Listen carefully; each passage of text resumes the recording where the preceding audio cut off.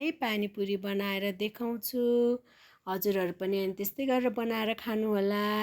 पहिला चाहिँ आलु उसिनिसकेपछि त्यसलाई खनाएर सेलाउन राखिदिने, किनकि हामीलाई छोडाउन सजिलो हुन्छ नि त पछि।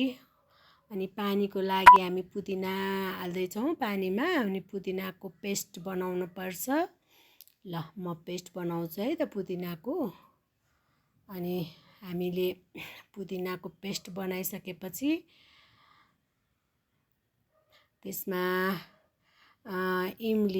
मैले इमली भिजाएर राखेको छु साथीहरू। यो भिजाएको इमलीमा चाहिँ गेडा निकाल्ने, पहिला गेडा निकालेपछि अनि त्यही पुदिनामा मिक्स गरिदिने।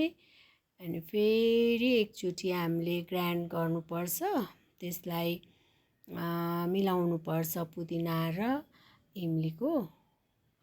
अनि साथीहरू, यो चाहिँ मैले पहिलोचोटि भिडियो बनाउँदैछु के, त्यही भएर हजुरहरूले साथ दिनु होला। नराम्रो भए पनि राम्रो भए पनि है। अब हेर्नुहोस् त, यहाँ पानीको पेस्ट बन्यो।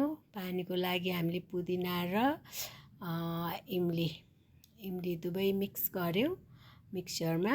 अनि यसलाई एउटा बाउलमा खनाउने, अनि हामीले पानी राख्ने। मैले चाहिँ यसमा 3टा त्यो के भन्छ ठुलो ग्लासको 3 ग्लास पानी राखेको छु पानीको लागि। यसलाई हामीले राम्रोसँग चलाउने। अनि त्यसैमा हामीले पानीपुरीको मसला एड गर्नुपर्छ साथीहरू। यो पानीपुरीको मसलाले चाहिँ पानीको टेस्ट एकदम बढाउँछ। हेर्नुहोस् न, मलाई त मुखमा पानी नै आइसक्यो भने बनाउँदै। अनि यो मैले पानीपुरीको मसला राखेँ। अब यसलाई राम्रोसँग मिलाउने,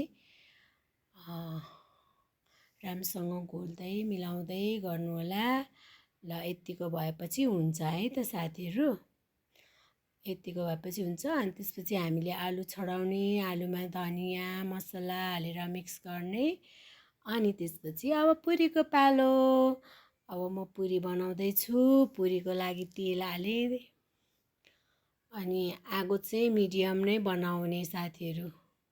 धेरै हाई बनायो भने पनि डढ्ने सम्भावना हुन्छ, लो बनायो भने चाहिँ फुल्दैन क्या साथीहरू।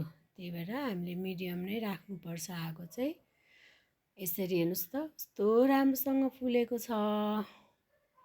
हेर्दै खाउँ लागिसक्यो मलाई त। ल हेर्नुहोस् कति राम्रो फुलेको छ है त साथीहरू।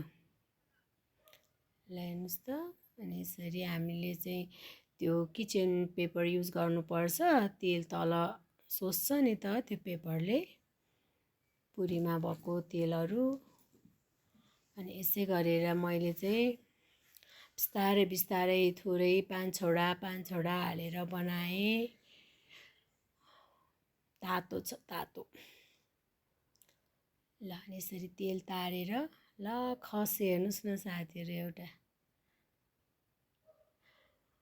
मैले चाहिँ यसरी भिडियोहरू बनाएर चाहिँ हालेको थिएन युट्युब। यो मैले नयाँ च्यानल खोलेको साथीहरू। हेर्नुहोस् त, अब पानीपुरी